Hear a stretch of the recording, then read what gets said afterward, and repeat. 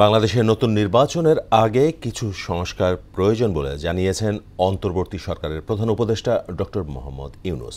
বার্তা সংস্থা এএফপিকে দেয়া এক সাক্ষাৎকারে তিনি বলেন, সংস্কারের গতি ঠিক করে দেবে কত দ্রুত হবে নির্বাচন। তবে অন্তর্বর্তী সরকারের মেয়াদ যতটা সম্ভব সংক্ষিপ্ত হওয়া উচিত। ইস্তিয়াক হোসেনের ডেস্ক রিপোর্ট। আজারবাইজানে বিশ্ব জলবায়ু সম্মেলনের ফাঁকে বার্তা সংস্থা এএফপিকে সাক্ষাৎকার দেন অন্তর্বর্তী সরকারের প্রধান উপদেষ্টা ডক্টর মোহাম্মদ ইউনূস।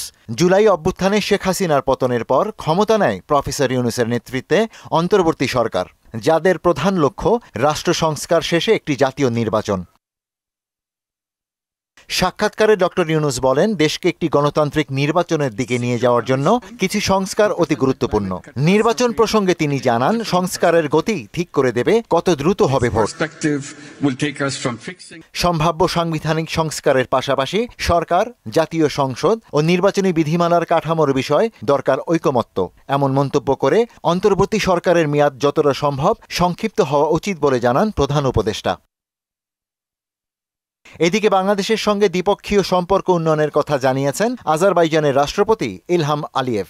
রাজধানী বাকুতে COP29 বৈশ্বিক জলবায়ু সম্মেলনের ফাঁকে অধ্যাপক মোহাম্মদ ইউনূসের সঙ্গে সাক্ষাতে তিনি কথা বলেন।